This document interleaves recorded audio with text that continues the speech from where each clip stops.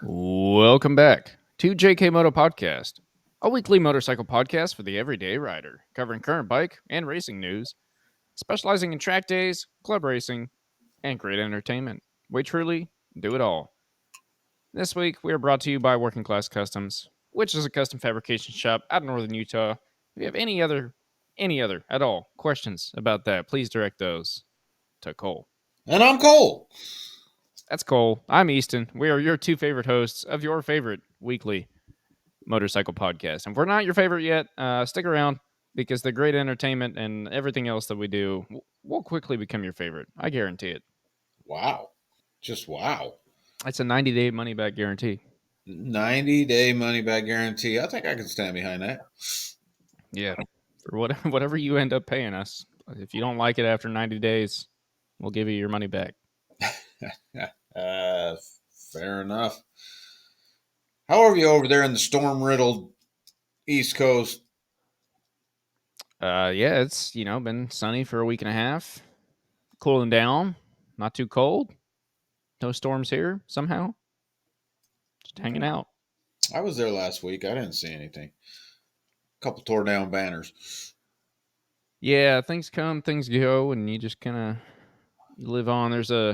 I don't remember if it's a gas station or a restaurant, but it's got a cow out front. And if the cow doesn't come down, you don't leave town. You know what I'm saying? So that cow hasn't been down since I've been here, so you don't worry about it too much. All right. Heading on with the ebb and flow. What if we did something new this week and we said you can ask me to not do something on this whole episode, and I'll honor that. And then after we decide on that one, then I can ask you one thing. I don't like this idea. Why not? What do you think I'd make you do? I'm not sure, but that's the issue. So I don't know. You're so unadventurous. All right, sure. You can decide what I'm not going to do the entire episode first. No, I was not going to let you go first because then there's no way you'd agree to it. Because I was going to say, you cannot bring up golden underwear for a whole podcast. That's it. This is the one. This is the one. On a week that we're talking about MotoGP, I think that's a little difficult. Well, it's easier other weeks. It's harder this week. Someone's just a little jealous. That's what I'm going to say. I think on that note, we should roll an intro. Then we'll bang out a weekly tip, and then we'll unwrap some MotoGP and then talk about a new world champion. All right. Roll it. Yesterday at one point, I was in sixth.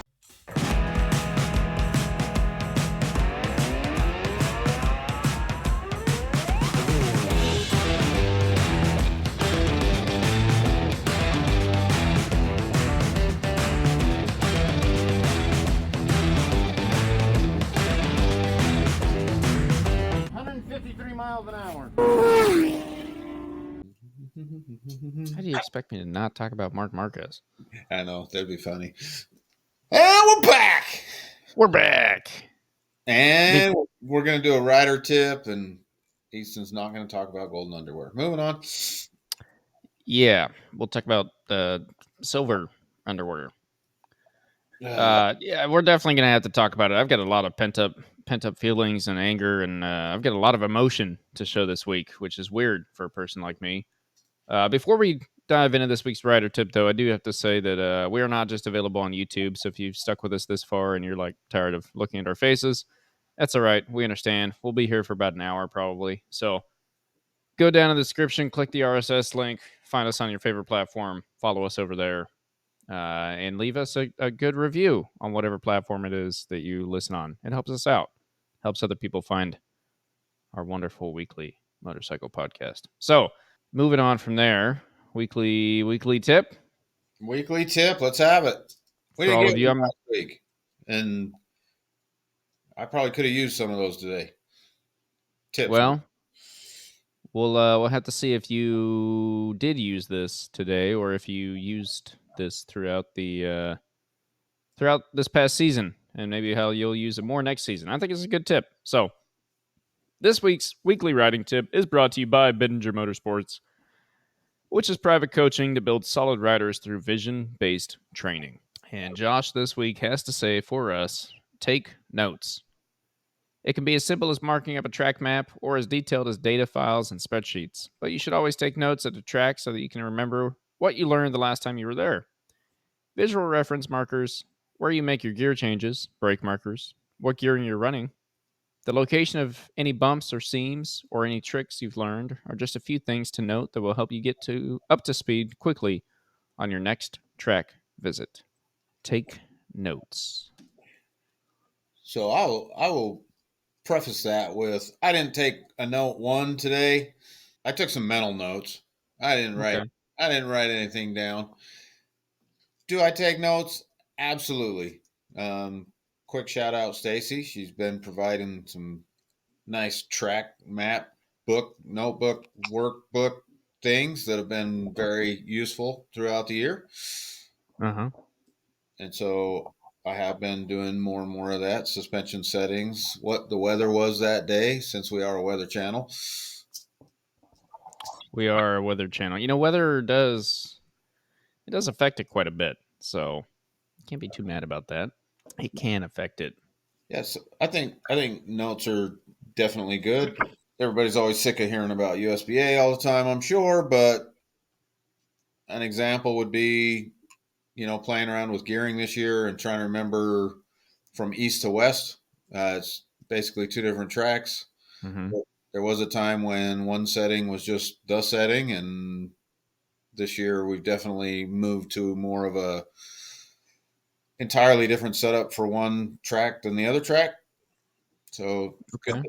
good to have notes on those. And then when you tie in the weather, I mean, we're running all different flavors of tires, different Right. compounds, what air pressure each compound likes, and that's also affected by what the temperature is that day. So can't just remember all that. So it's good to take notes. Good to write it down. It is a lot. That's yeah, and I mean that's on that data and spreadsheets, and then for the bike being happy, and then there's notes that you could take for you being happy, which is kind of on that track map thing you were talking about. I was just thinking, so I've never taken notes before, and we'll see what my season looks like. I haven't been to the same racetrack twice in over about 3 years. And I've done quite a few track days in that amount of time, so it's been an interesting time for me because notes are great if you're going back there. Now, notes like you're talking about, I think, are great all the time, right? If you have notes, they're saying like, "Hey, this compound at this temperature likes this pressure. This compound likes this temperature better, running here, there, whatever." Right? And those notes you can kind of use those to give you an edge no matter where you're going because you have that info.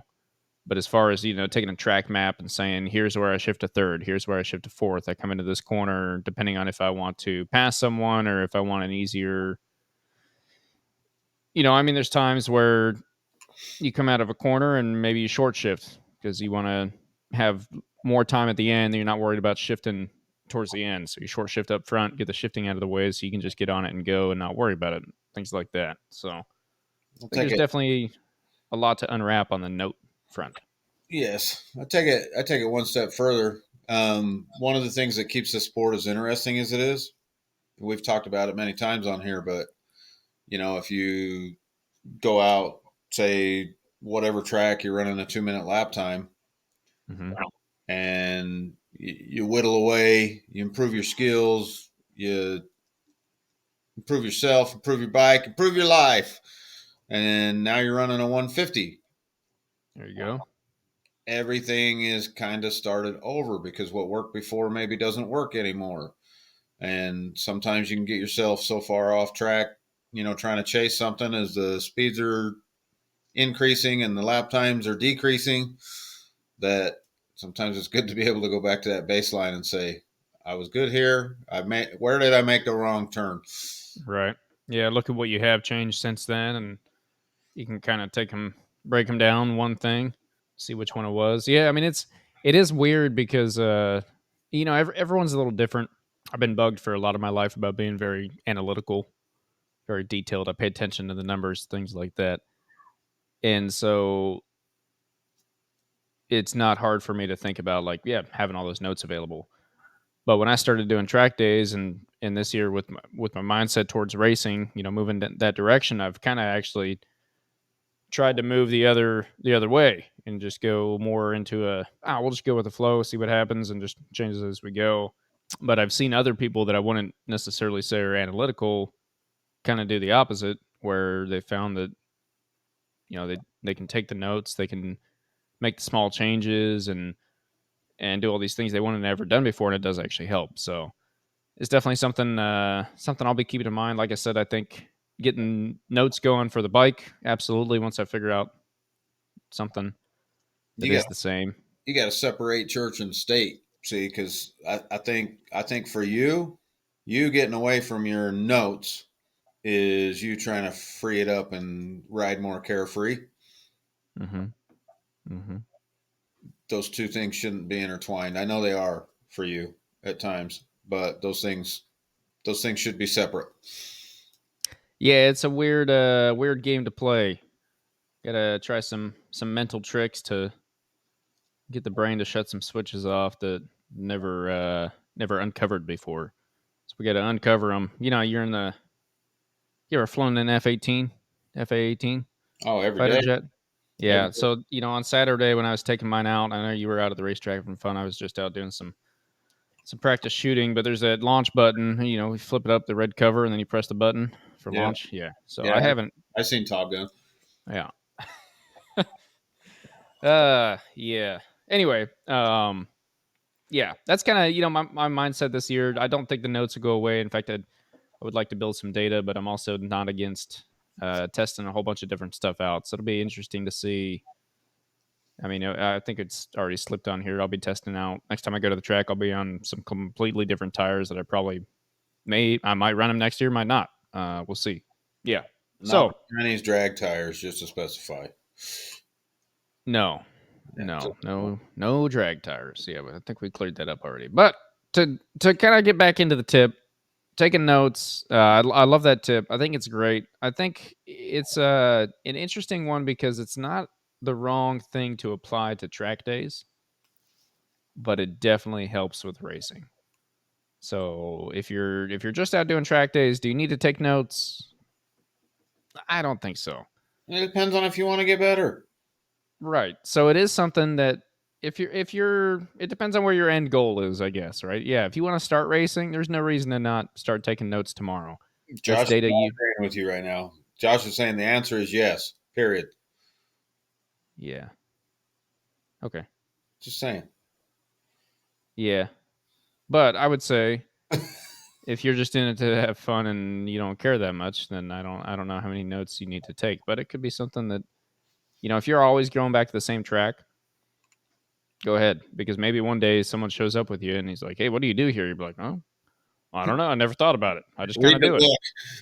Yeah, you can just hand them a here's here's the last 15 years of notes I've taken on this track. Good luck. 3 hours later, maybe you'll be ready. Yeah. Well, Anyway, that brings up another point. I mean, your notes are for you because that's what I was going to ask you because you were talking about notes on compounds and pressures and what pressures work for compounds, but I remember sometime earlier this year you're talking about not actually getting mad, but being a little iffy with the Dunlop boys for telling other people what compound you were running.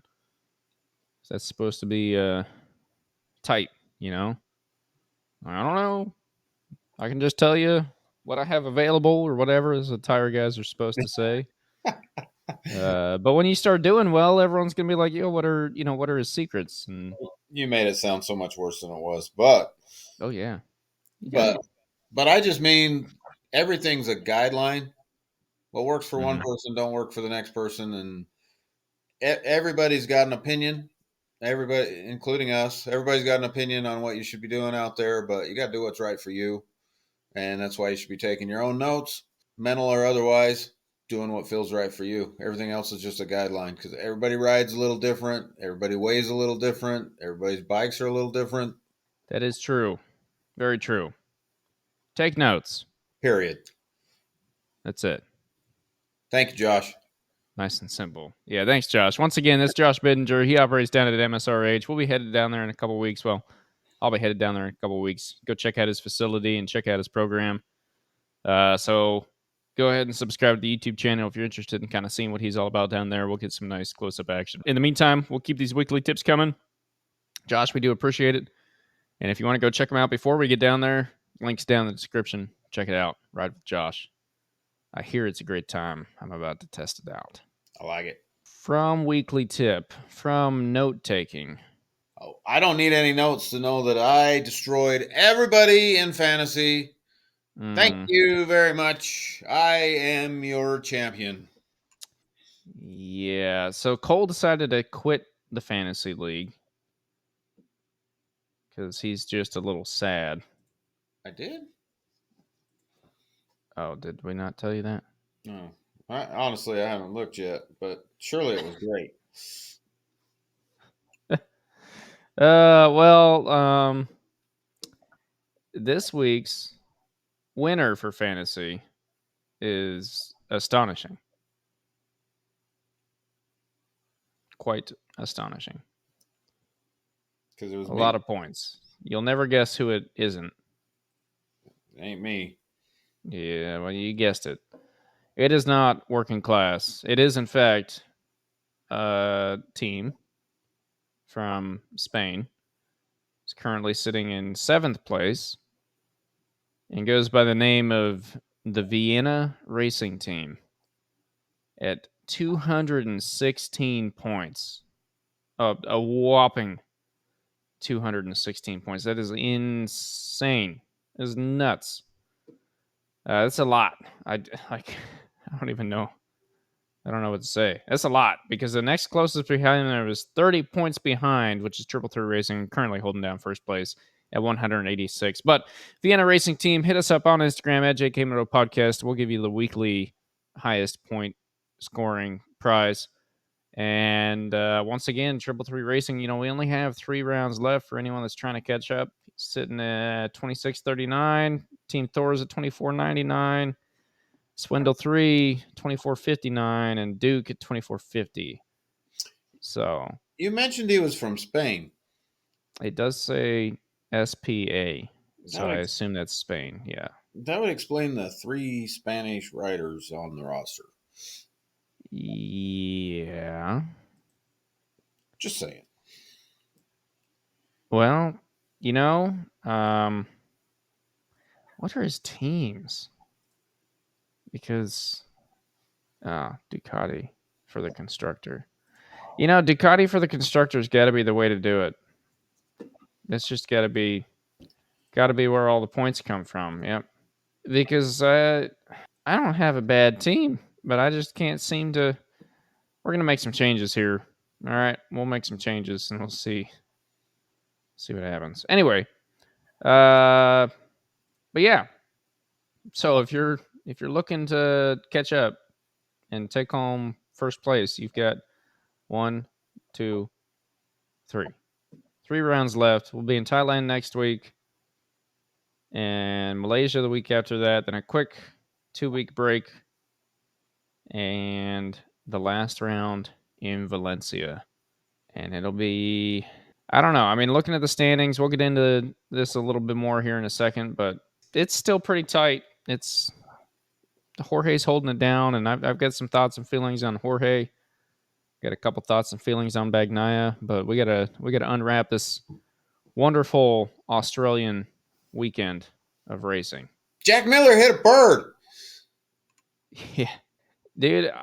Australia, for so many different reasons, is definitely one of the tracks that I think if I could go see a race that wasn't in my country, I think that might be where I would want to go. They talk about it all the time down there, down under, the thunder from down under, if you will. Just no, that's interesting. Not what they did say that. They literally said someone brought the thunder from down under, and I was like, whoa. Really? Okay. Yep, that was said today yesterday, I guess. I'm sorry I missed that. So, did you see the hole in his bike from the bird? I did not. No, I didn't catch the Jack Miller bird incident. I caught the bird running across the track. No, the bird hit his bike in the sprint. Oh, is that why he? Okay. Yes. and it destroyed. It went right through the front fairing. It busted a pelican-sized hole in the front of his bike, and Sheesh. I don't know if the feather was still stuck on it, but they had a feather stuck on it for the pictures. So they interviewed him about it. Here's Mhm. my here's my wildlife side note. Okay. They interviewed him about it, and he said, "Oh yeah, out there in warm-ups today, there was a rabbit on the side of the track or something." And he said, "I looked at him and I said, 'Don't you do it.'" Oh man, of all the tracks in the world, though, Australia, like if you don't get stopped for an animal at some point or have some sort of animal incident, I feel like you're not actually in Australia. This is true. There was some sort of Australian goose thing that ran across that I believe red flagged the practice session. I think they red flagged it for a second. Yeah, It was a big bird, not something you want to hit. I don't know what you do about the animals. We get birds at the Uh, local track that kind of like sparrows. They start swarming around and flying around. I'm always a little nervous about them, but I haven't hit one yet. yeah, it's weird because and not to bring up my favorite racetrack in the world, but back at the Ridge, I used to always kind of laugh at myself because I'd be riding around there and have zero fear of deer. But you're like back in the woods, and I figured with the noise you didn't. Which I never saw a deer out there. I'm not saying that if you go to the Ridge, there's just gonna be deer all over the track, but I would get done with the track day and I'd be looking around. I'm like, we're totally deer out here. Like, there's no way there's not. And in North Carolina a few months ago, when I was at NC Bike, definitely saw some deer, and I think we saw a couple coyotes like up over a hill as we were doing the track walk. So like when the evening cooled down, but I would assume that the noise most of the time keeps them away. Guess Australian animals are just built different. They don't care. I don't know. We had a house kitty run across the track the last Uh, round here, and some, you know, stray feline. But mm-hmm. we also have a family of coyotes living next to the track. They have to warn us about. The race director monitors closely to make sure the coyotes don't come too close to the track. He says they're attracted to the sound of motorcycles. So, Hey, 5 coyotes in Utah. That's a rear tire. mhm, yeah, this is true. There I was don't know if it's quite worth the amount of fairings you would lose if you tried to run them over, but anyway, there was a wink in there somewhere. yeah. But yeah, Australia, interesting weather. Not that we're a weather channel, but not what I expected for the beginning of the weekend, especially Saturday morning during free practice 2 and then qualifying. Watched both of those live, and then just kind of continued watching through to the sprint. So in Australia, their weather's backwards from the U.S., correct? Mm-hmm. So I always think, why don't they put the race sooner? Why don't they put it? But if you do it in the beginning of the year, it's springtime for them. It would be end of summer. End of summer, rather. Wait. I just did this wrong. So they're going into summer right now. So it is springtime right Yeah, now for them. correct. So you have the risk of weather, four seasons, and all that because it's springtime there. And if they Yep. do it at the beginning of the year, it'd be fall. And if they did in the middle of the year, It'd well, be the winter. it would be probably pretty cold, and I don't know if it would snow where they're at specifically, but yeah, it would not be a deal. What got me was that it was like 70 to 75 degrees, which is not hot, but it's not cold. But It's everybody had on a beanie, and a jacket. Yeah, like everyone was especially Jack wearing Miller. Jack Miller didn't like have a jacket on; he had a coat. yeah. I was confused. I was just a little kind of weirded out, but there was some interesting rain. Like I said when I was watching qualifying and everything leading up to it. I guess right before I watched like all the qualifying, which was kind of cool, a little bit different. Learned that Moto 3, Moto 2 do the top 4 people move on to Q2 instead of just the top 2 people. Mm-hmm. But yeah, it was rainy out there, and then you go out for qualifying for MotoGP, and it was still wet.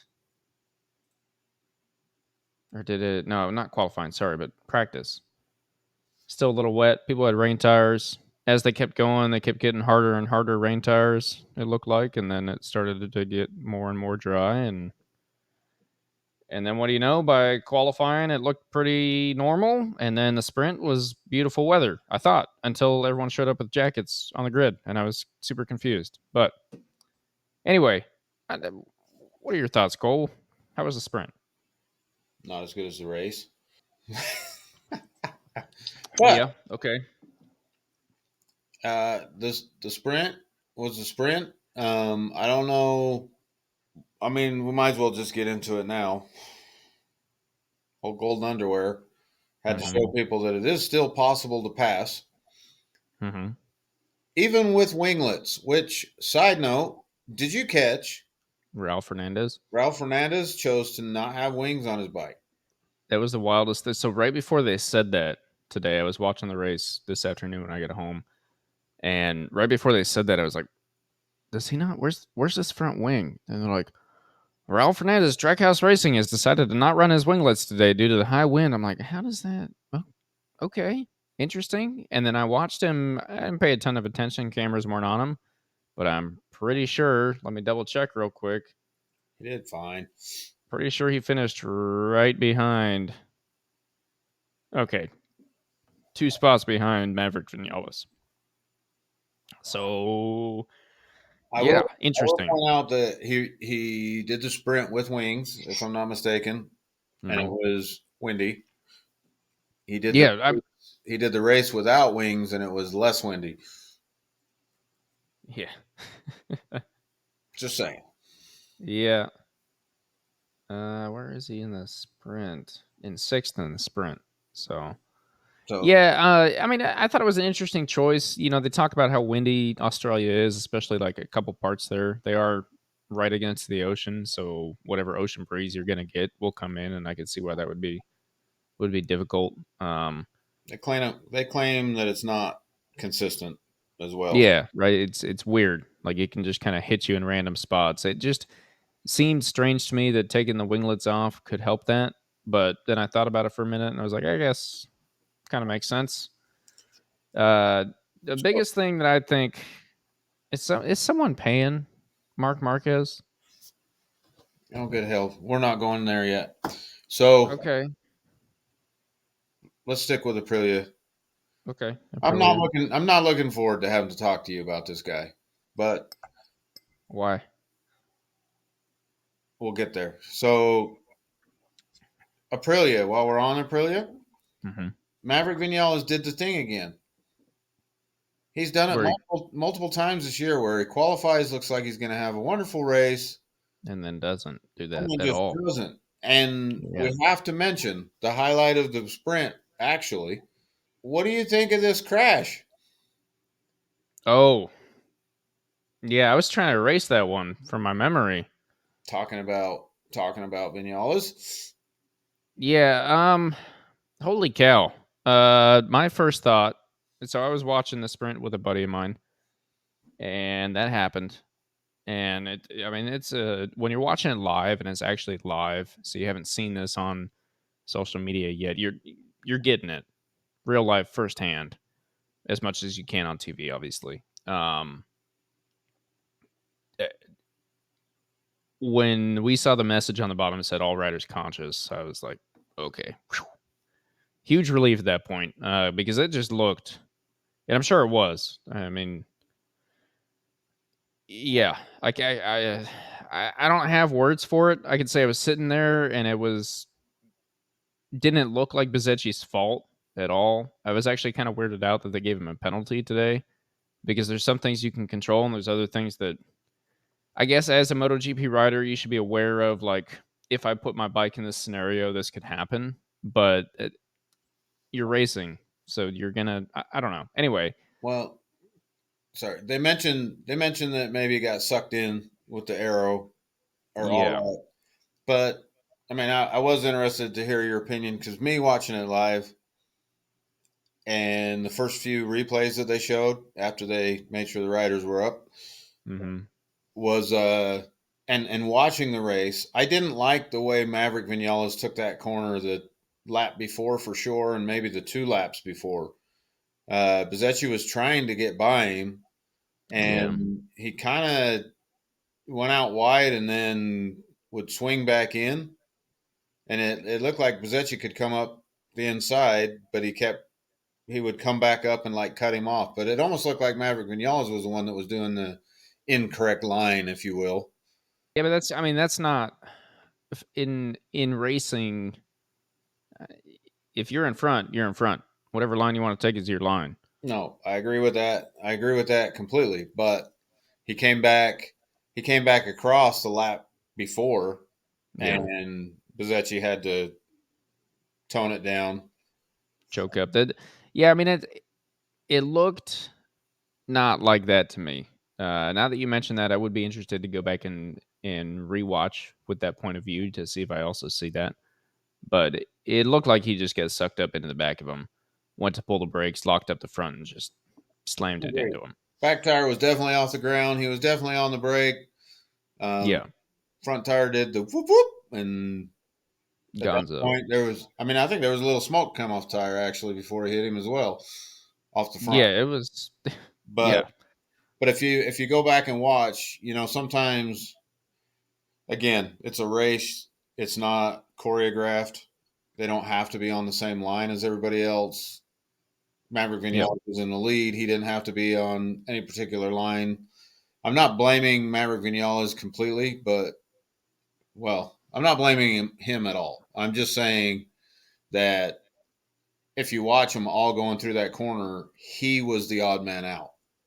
He was the one that was swinging out, doing it differently, yeah, and it kind of confused the riders around him for laps leading up to that. And then it was in the same corner that it happened. So you could also argue that Bezecchi should have known it was coming since he'd done it the two that's laps it. also.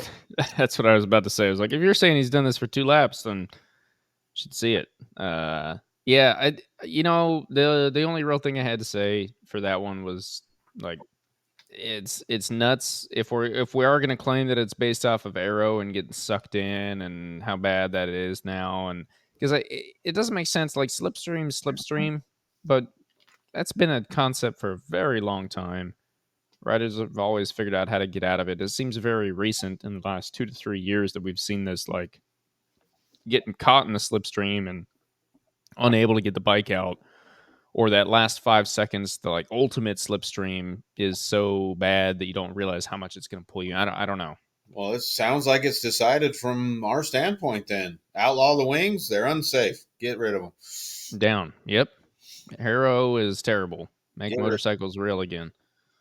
Yeah. So before you guys start packaging up them R9s or whatever, go ahead and drop the winglets. Cut them off.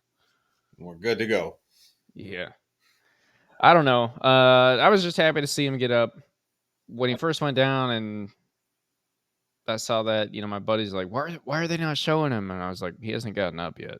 They're not going to show him till, yeah. You don't dwell on that. You quickly take the camera away and wait. So I was glad to see that message to all riders conscious, and Bizzetti was racing the next day. So good news. Unfortunately, someone else was not racing the next day, and he's on my fantasy team, and he might be the one I have to drop at this point. Pedro Acosta? Yes, sir. Pedro. The guy started finding the dirt too often. It's been quite a bit, and I'm not trying to sit here and talk smack on him, and I don't want to. It's not what I'm here for, How but it many, it has been quite a bit. I want your prediction on next year. Factory KTM, second year in MotoGP. I mean, it's not like he's not on the factory bike this year, but on the factory team, what are we expecting? my confidence in Pedro has not wavered. Okay, My confidence my confidence in KTM giving him a bike that can compete has wavered. interesting. So because I can't say I disagree with you, especially after this year. Last year, it felt like KTM was much more competitive for a longer portion of the season. This year, it just I know we talked about this a couple weeks ago, but it's been rough. Uh, so do you kind of expect it almost a repeat of this year in your head? I think so. I mean, I'm sure they're working on it. I mean, I don't know what they're going to do, but they sure feel a long ways off right now. Yeah. I don't know, and I mean, I guess the same goes for obviously Honda, Yamaha, and everything else. I And just Aprilia. Yep, and Aprilia's got some big boys going to it. That's what a buddy of mine had been talking about a lot is Jorge Martin. I predicted he's going to win. I stand behind that prediction, but two, I kind of want him to. And my thoughts behind that, I've never been a Jorge fan, but we all know I don't like the robot, and that's just period, end of story. Do not like robot. So And uh, low-key Aprilia fan, but okay, not even going there. I think Jorge Martin deserves to win this championship because I think he deserves the seat at Ducati, which is not going to him. I think he's good enough to be a world champion. over your guy or over the robot? Do you think they should have brought Marc Marquez in, fired the robot, and No, then I it has to be over your guy? I'm just saying. I think both those people are about equally good for that seat and equally deserve it for very very different reasons. I 100% understand why Ducati chose Marc Marquez, and even take the money and the sponsorships and all that out of it. I can see reasons to choose Marc Marquez, and I can see reasons to choose Jorge Martin, and it's about equal amount of reasons, different types of reasons. I think Jorge Martin has done a lot to prove to them I deserve this seat, and I can't blame him for leaving at all because they obviously didn't give it to him. So I would leave too. I would like to see him stick it back in their face and say, "Look, I can do it. Good luck." So I also don't think I think Jorge is going to do pretty well next year, but just based, I don't. It's the same thing with Pedro that you mentioned a second ago. I don't trust Aprilia to give him a bike Well, at the beginning of the year, good enough. well, coming off of last year, and definitely, it's a little two different things. So Aprilia, coming off of last year, I thought, man, they're really heading in the right direction. Hmm. They're going to be a bike to contend with. Hmm. This year has been, they laid an egg pretty much the whole year. Yeah, there were. I mean, They've been spotty. They've had some spots of success, but like a couple in the very beginning, and then it just kind of. There's been a lot of that whole. Hey, Maverick qualified great. Nothing. Alicia's kind of been down and out for the count since he announced his retirement. yep, doesn't want to get hurt or something. I don't know. But so Aprilia, I went into the season with much more warm and fuzzy feelings about Aprilia Hmm. than I have now for sure. And KTM, I didn't have any warm and fuzzies going into the season. Okay. And then they fooled me. They were like, look at what we got. We can compete. Look at us. And then Yeah. just went away. Yeah. So the thing I'll give KTM is they still seem to have speed. Right? And Brad Bender, He had a good weekend. yeah, Ish. but it feels like it's a kind of 50-50 split on whether like KTM's come down a little bit, but also the riders have kind of just like, okay, we don't have it. We're not going to push, right? And there is when you get to that level, we saw it with Quartararo in his championship season. Like he went from winning to one championship, seventh, sixth, eighth, like pretty off the mark finishes, and it looked like he was trying out there, but like there's a difference when that rider has the hunger, has the drive, the ability, the possibility, if you will. The Eh, confidence. Yeah, and so if you lose that pretty early on, and you're not even in contention. I could see you kind of backing down a little bit. I wonder if there's a little bit of that playing into KTM right now, or throughout this past, second half of the season. Well, It's kind of given the misconception of a worse bike. well, Fernandez on the gas is nowheresville. Pedro Yeah, is yeah, Pedro is spotty and learning. Jack Miller got fired, so he's just burning gasoline most of the time. Yeah, and Brad's the golden child that But Brad is lost. in that whole scenario. Brad is the one that's really been a surprise to me. Is started the season. I mean, they always say don't qualify great, but brings his game on Sunday, and they can't even say that anymore. This week was Yeah, an exception. He looked, yeah, like I said, he had a pretty good week, but yeah. Which Australia is funny about that too. Uh, I feel like there's a certain type of rider. We saw DG kind of come back up and have some fun on during the race today, and that was nice to see. And you look at Australia, it's a different track. It's kind of a almost an older MotoGP style track, one that most of the other ones like it have been wiped off the grid at this point. And so I do think that can bring out a little bit different uh, riders, different styles. it's definitely a paddock favorite for a lot of people, and Yeah, I enjoy watching it. It makes for some good racing. absolutely. Yeah, I mean, there's plenty of not plenty, but it seems like there's plenty of spots to pass. Um, High Okay, so speed, the beach in the background. let's do it. Let's move off the sprint. Who? What was our finishing order in the sprint? So Jorge Martin first, qualified first. Marquez second, qualified second. And Bashnini in third, who qualified not in third. I don't think. No, Vinales qualified third. Bashnini qualified down in 10th, actually. So pretty good. Pretty good for Bashnini. Bagnaia off the podium. Yep. Right down in fourth place. So Jorge Martin pulled some good points there. 12 compared to the 6, so pulled 6 points out of him right there, and then we go to the race. The reason I asked is someone paying Marc Marquez is because in the sprint he started in second. He had a pretty good weekend leading up to the two main events, right?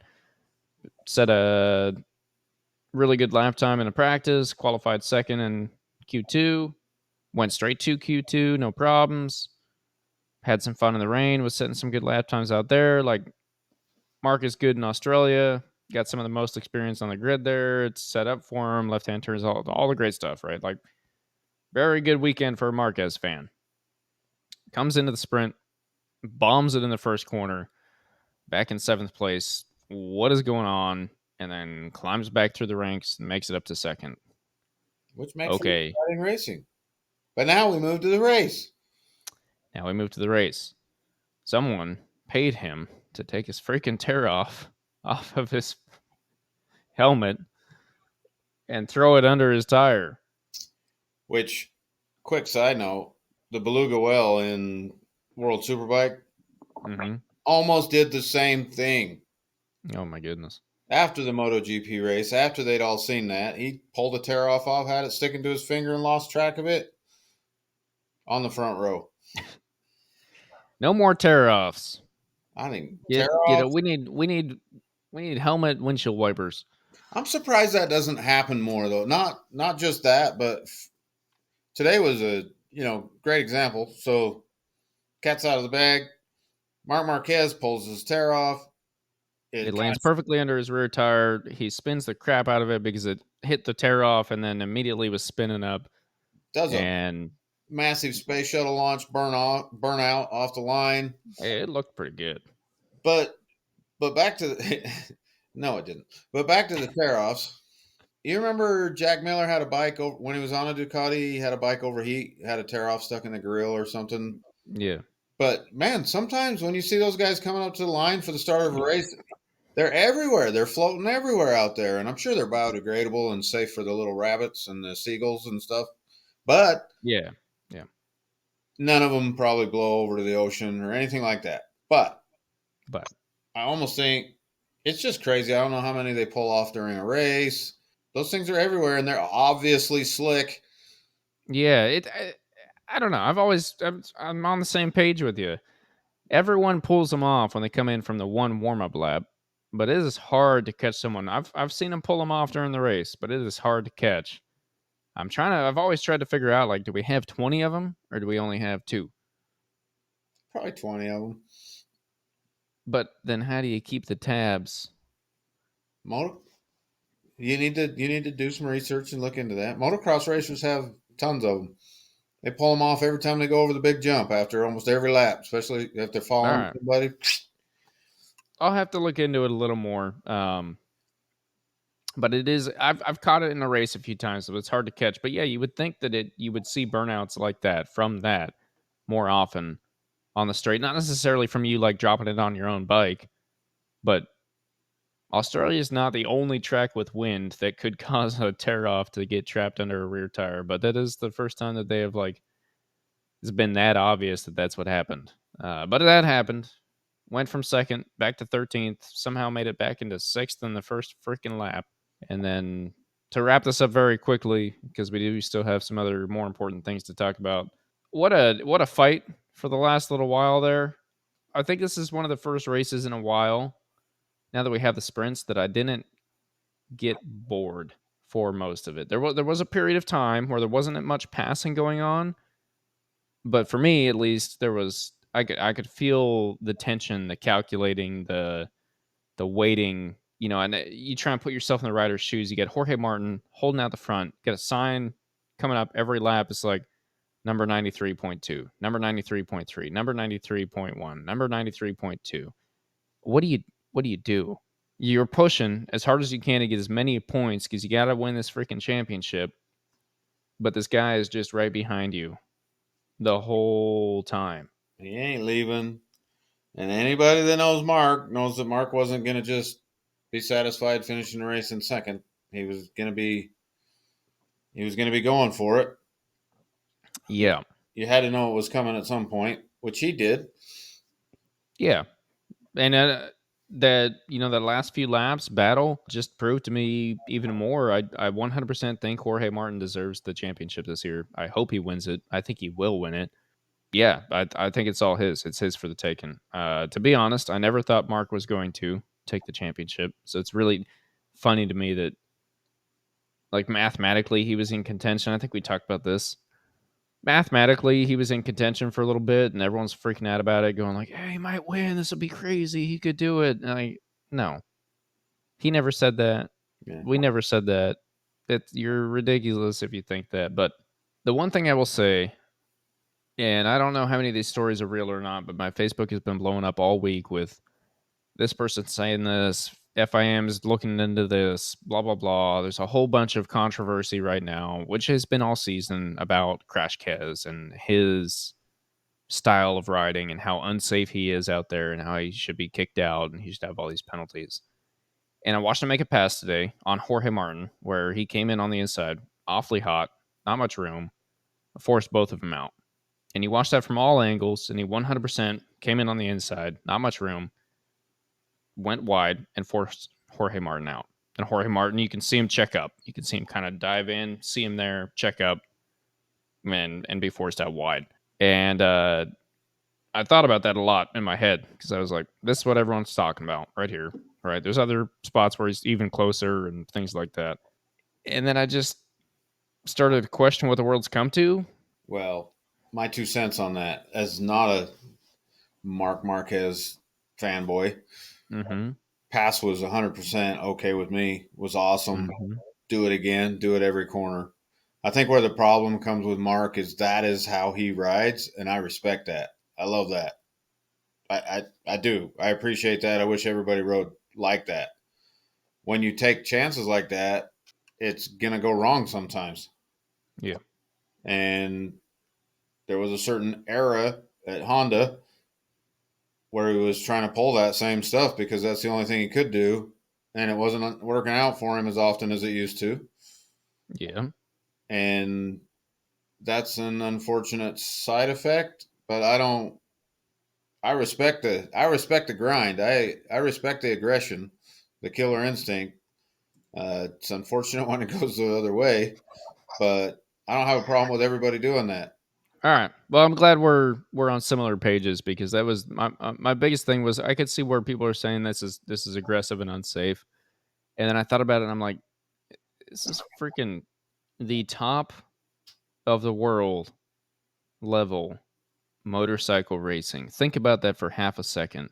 You really want people to just go out there and just, oh no, he's too close, can't make my pass, and robot it around and do exactly what. Well, I don't know. No, You remember the?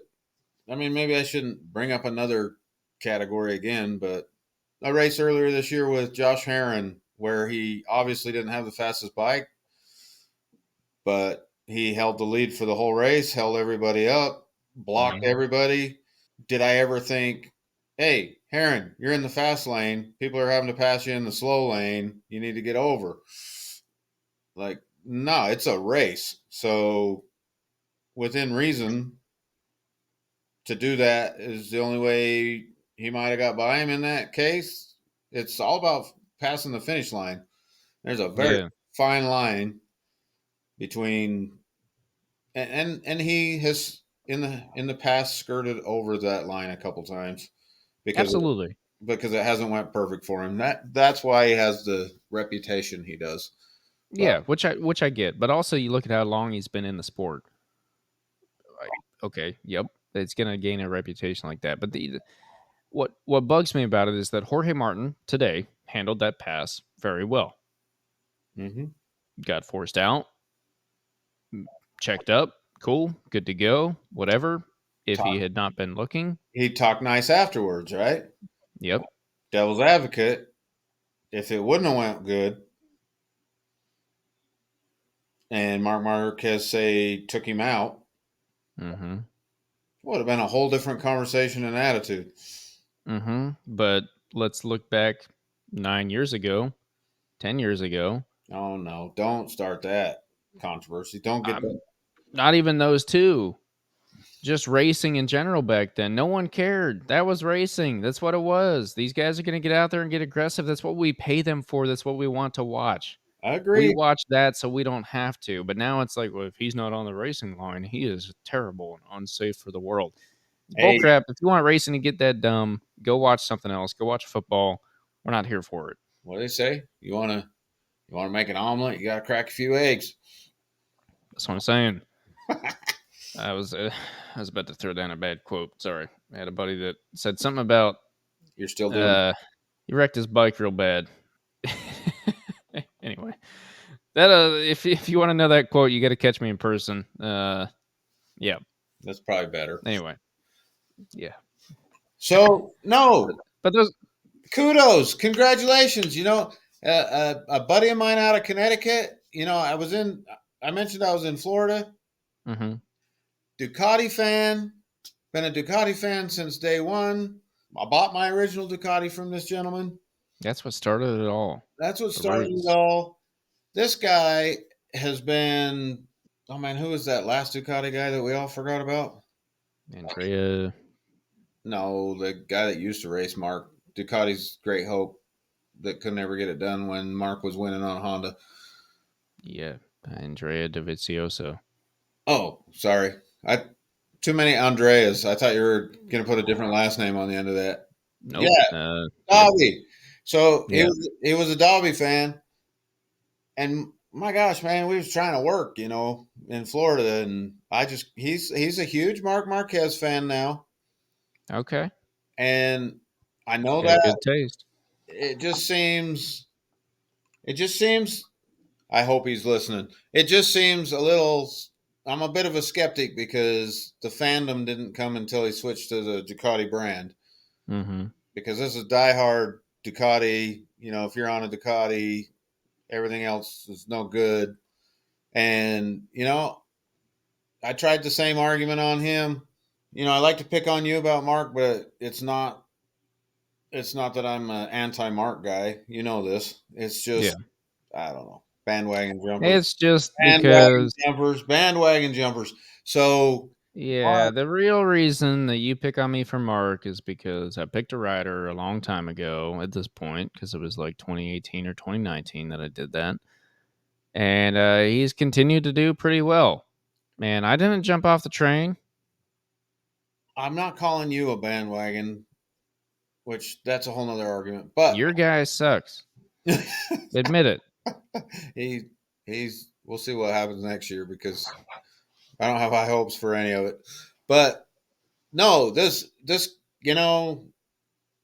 it's the announcers that do it to you, and maybe that's their job is to get you riled up so you can talk. I don't think it's quite that calculated. But No, I think they're just required to fill every bit of space. and then call Mark today. Mark, you're simply box office. I was like, oh man, we dug that one out again. Yeah. You can throw a Yep. blanket over you and Jorge. The I It just does. They dug out the. It's his third win of the season, and they dug out like from Aragon 1,000 and however many days, and he won because of a flag to flag, and here he is in Australia winning again. It's the greatest thing we've ever seen. Mark is back. Blah, like he already came back. He already you said know, that. I Pick just something else. it has nothing to do with anything, but I have to say it again. My biggest gripe Mm-hmm. that I tell you all the time, my biggest gripe with the announcers and the way they call a Marc Marquez race is when he was on a Honda and everybody agreed that it was dog doo doo. Once I was probably quoted as saying, "Is it?" Just because everybody says it is doesn't necessarily mean it is. Because Mark could go win on that bike occasionally. I mean, Yep. he could run up Or get top. or get dang close. Yeah. He could get the pole. He could. It, the riders still have something to do with it, and but they would anytime he did anything good, it was like even on that pile of garbage, he was able to do it. They're constantly saying that. Mm-hmm. And that bike is 25% of what every other bike out there is. He's doing that on a moped when everybody else is doing it on a $1 billion bike and blah, blah, blah, blah. And now he gets a Ducati that Mm-hmm. is so close. Mm-hmm. There's differences. I get it. It's not quite as good as the 24 in theory. I get it. But all year when he's been running, they're giving him all that same credit and they're like, look how good he did, even with this inferior bike. And I'm like, we're talking about a 5% difference now, when as before you were trying to sell me on an 85% difference. Yeah, I mean, I will say this year has been interesting because if you break it down to a data standpoint, a lot of his qualifying has been bad, and he's done a lot of crawling through the pack, and it makes sense because as he came out and said, he said racing a bike is one thing, setting a hot lap is one of the most difficult things to do. Mm-hmm. Like just going out and doing the fastest lap you can do is one of the most difficult things to learn to do on a bike. The biggest credit I will give Mark, and it's something that no one maybe I don't know, but I don't think anyone can really deny is his ability to adapt and to change. And I think that is something that is kind of being overlooked and being hidden by the fact that he's on the year-old bike, and we could just say he's on the year-old bike, he's on cheap or slower machinery, he's on outdated machinery. This man has spent less time on a Ducati than anyone else on the grid besides Morbidelli. I would argue that he doesn't adapt. He adapts the bike to him. Okay. Well, he knows how to freaking do it pretty well because Well, there's already other MotoGP riders on the grid saying he's been doing stuff on this bike that we've never seen done before, and we want to figure it out. that's because it's Honda stuff. Maybe, maybe it's Marc Marquez stuff. Or Mark I don't Marquez know. stuff. That probably the better way to say that. What I can say to wrap it up is I Let's read an wrap it article to just Mark. barely that says that he might be. It was some stupid article meant to pump things up, and I don't actually necessarily agree with this, but it'll be interesting next year. But the article was trying to state that he could be the greatest Ducati rider of all time. He's got a long way to go to do that. Not And not that far. if Pecco wins this will be number 3. Well, I agree. So he needs 3 more years in theory. And after that, we'll be in new rules. And anything could happen at that point. So, he's running out of time. He's also old. So, anyway, I bring that up to say that the biggest thing I think I give him credit for this year is adapting to the bike very quickly, running at the top, not just because he's on year-old machinery, but also because any other rider doing terrible, you're going to give him the benefit of the doubt. Like, oh, he's still learning the bike. Should we give him the benefit of the doubt? I don't know, but we do. So let's give it to everyone. And I'm excited because he won a race again. And it was a pretty good race. Entertaining. It wasn't an But race. we crowned a world champion this weekend. Moving on to World Superbike. Yes. Hey, before we get off MotoGP, Oh boy. my weekly. So that race, you just said it was good, right? Mm-hmm. Therefore, we say yes. Go back and watch that one. If you didn't watch it, go back and watch it. Yeah, 100%. Yep. But I'm also going to say maybe don't bother with Moto 2, but do watch Moto 3 in Australia. Wow. There you go. I would have, but I stayed up for the sprint, did not stay up for the race. Go back So, go back and watch that this week. Moto 3 in Australia.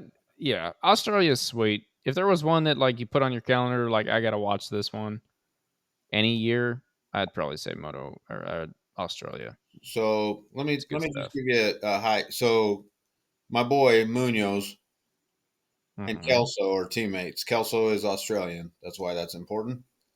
Mm-hmm. Munoz goes from the middle of the second row to first by the second corner. Okay. Holds it for a long time. Kelso comes up and is behind him, and these two clowns are leading this race. Mm-hmm. They're fighting with each other. It's Kelso, then it's Munoz, then it's Kelso, then it's Munoz. If you watch that race, you've got these two guys leading, but they're fighting with each other, and they'll go into a corner, and two different colored bikes will shoot through, and then they both fight over the course of the next lap to get back to first and second again. They get to the Mm-hmm. same corner again, and two completely different colored bikes shoot through. It That's good. goes I on, do it goes on the whole race. watching Moto 3 qualifying was a good time. I'll probably start paying a little bit more attention. I just like so when you hear Simon, they jump to Simon Crafar and you hear him down in the pits, and then the bikes come down the front straight, and he's like, because you're just right, you can't hear anything, and you're like, okay, Simon, yeah, thanks for that, Simon. Moving on, right, and whatever. And Uh, those guys are so close. They're all together from the start of the race to the end of the race. You'd think you could time it accordingly. yeah, but the sound of the Moto 3 bikes is just so lawnmowery. I love it. I know. I'm always yelling at the neighbor, like, "Really on a Sunday?" Yeah, it's good. It's good. But That race all was right, definitely worth watching. So, tell me what you think. there you go. Australia. I'll take a look at it. We'll talk more about it. 3 rounds left in MotoGP.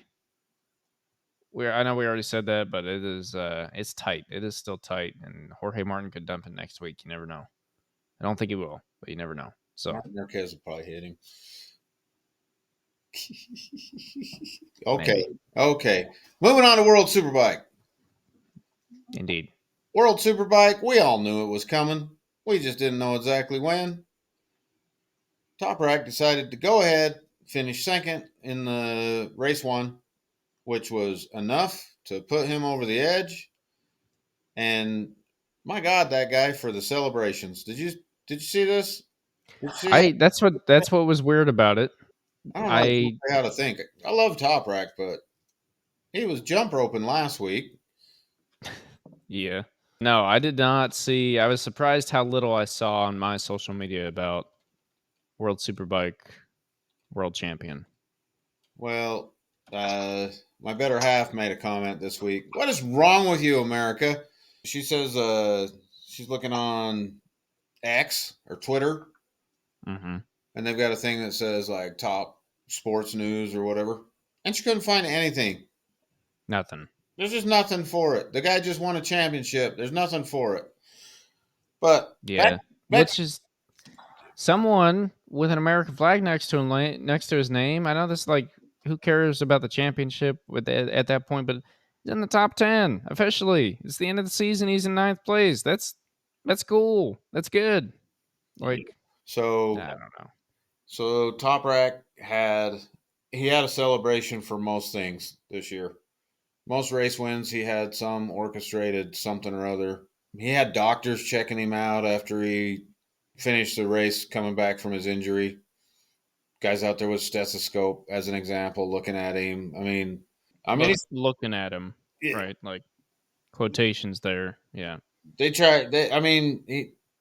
He's a character, but if you didn't see it, I thought you would love this. But last year, you get the gold helmets in MotoGP at the end of the year, and Moto America does the same. Yeah. Last year, Batista came out in a gold suit, the whole leather suit. Okay. So when Toprak won, and they didn't show it on cameras ahead of time, but it had to come out. They had a cardboard alien spaceship. What? They had this spray painted gray cardboard spaceship. It didn't work out quite as good as they wanted. So after he did a round or whatever, he parked his bike. Somebody grabbed it and he entered the spaceship. And he must have been sweaty or something because it was taking him an awful long time to change his suit, I believe. But the door on Mhm. the spaceship kept falling down. So eventually we just had a guy standing there holding a turkey flag over the door. Okay. Yeah. But when he Okay. finally emerged from the spaceship, he was wearing an all gold BMW, all the sponsors, everything, but a full gold riding suit. He jumped back on the bike. He went and did a massive burnout, space shuttle Mhm. style, eat your heart out down the whole entire paddock until his tire exploded. Pulled it into Yeah. the pit and then put an alien mask on, like a Halloween out alien mask. He is the self-proclaimed alien, which he is warranted. Is warranted.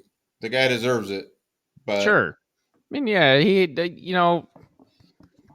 as you did earlier, deserves it. Won the championship. I'm super proud of him. Uh, I'm sure you're super happy, not just Top Rack, but BMW. I think that's their first. Correct me if I'm wrong. that's their first. He's now already the most winningest rider in BMW history. He Yep. and anybody who listens to the show knows that I ride a BMW. I like to bring up BMW, but I've been a Top Rack fan for a lot longer Deep than down inside, it's not just a BMW thing. I'm really a fan of I've been a Top Cadillac. Rack fan. You know this. The guy, Yeah. the guy's amazing. I thought it was just one of those no bandwagons here. I was a Top Rack fan. The guy happened to move to the team I wanted to see do good, and he has delivered. And so that's just an added bonus. Anybody that knows me, I told a couple people at the track today too. I wish he didn't sign a contract with BMW next year.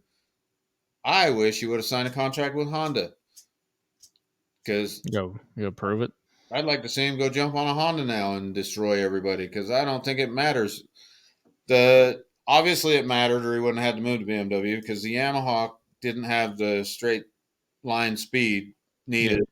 But in my opinion, he gets on a Honda, he could win the whole thing. Cowie. Ducati, he could do it. The BMW, he could do it. It's I mean, it's the big for Yamaha. BMW. They're just slow. It's I think it's huge for BMW because they've been in the game for a while. They've If we're been being honest, kudos to if we, them. They've been fighting, trying. yeah, I mean they did come out with a completely brand new bike just to do some things, and that bike did okay over Moto America, did okay in World Superbike last year, and then they get a rider that can ride and prove their bike is good enough. Give us someone that can ride it, and we'll make it work. So it's awesome. I'm actually watching, just kind of rolling through the You see the alien ship? yeah. What a wild man. So he finished second in that race, but that was enough. Mm-hmm. Race two, now I don't remember what he did in the Super Bowl. Super Bowl also second. Okay, final race of the season. He did come out and win. There was a little bit of an asterisk next to that because he was leading for the entire race, but the Beluga Well was catching him. It looked at one point like he could catch him and maybe do something with him. Mm-hmm. And we had a Yamaha decide to shell its nuts on the track with 4 laps to go, Sheesh. All right. and they red flagged it and called the race. Mm. So Okay. Yeah. I mean, at time of finish, the whale himself only a 0.8 second gap, and then 11 seconds back to third, which is yikes. So yeah, I could see that. yeah, All they had right. a nice moment. Those two, they actually did a burnout together, side by side, and Beluga blew his rear tire out, and they had to push his bike the rest of the way into the thing because it was badly destroyed. But they had a nice moment. Good. And to be fair, in the first race, Batista was one of the first ones to pull over by him, and they shared a moment on track. Kind of old guard, new guard. Yeah. Can't really call Toprak the new guard. This is his second championship. One with Yamaha, now one with BMW, but not in a row. Batista's had the last two. So Yeah. It's cool. It's good. I really, not to take any credit away from Top Rack, but for me, it's a big shout out to BMW just to prove that.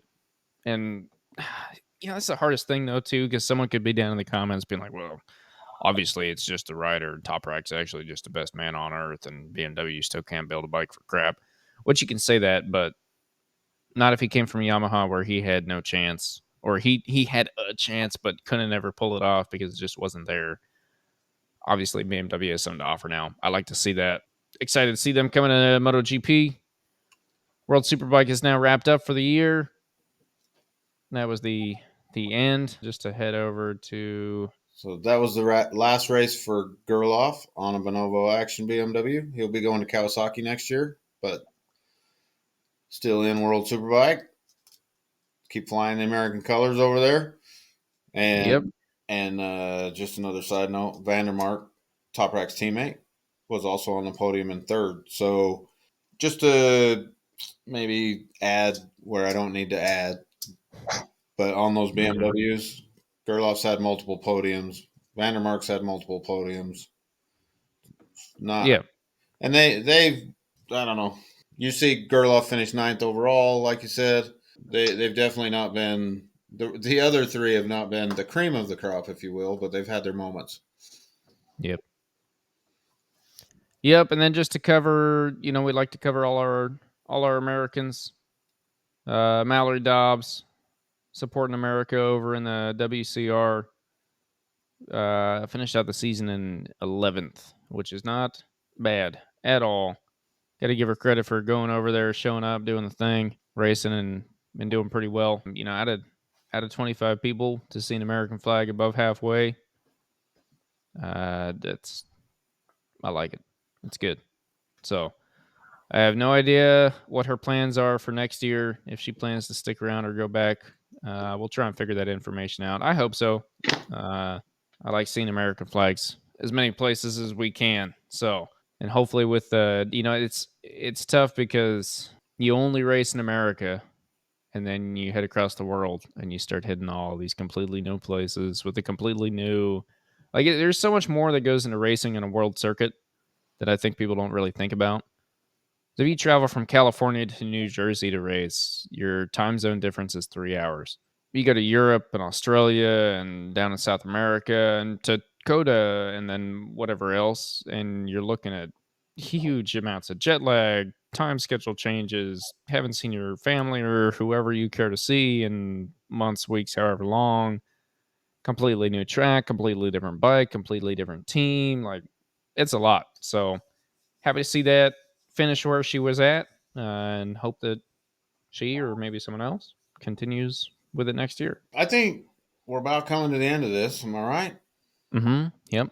So I'm going to be in Italy, and since you're a huge Marc Marquez fan, Yeah. do I need to bring you back a Bologna Bullet T-shirt or? He's not Italian, so But it's on the Bologna Bullet. baloney bullet. Yeah. I'll tell you the Bologna Bullet. It's Bologna. Yeah. Well, it's also not the beluga whale, but here we are. Okay, that's all I got. All right. I think it was a great weekend all around for racing. Some great stuff happened. Looking forward to next 4 weeks, get the rest of the racing wrapped up, and then we'll get into the winter segment of the show and get prepared for next season. Start talking about Daytona. Yep. Anyway, appreciate you guys being here, listening, watching with us. Hope to see you again next week. Once again, subscribe to the channel, throw a follow on whatever platform you might be listening on. Tell your friends, your family, non-motorcycle riders, or any motorcycle riders you might know. I've heard this is a great thing to listen to on your way to a racetrack for a track day or a race weekend or whatever it might be. Or if you're just cruising on your couch on a Sunday afternoon, eating popcorn, watching One Fast Move. Okay. Now, on that note, we'll head out. We'll see you guys next week. See you, everybody. Thank you.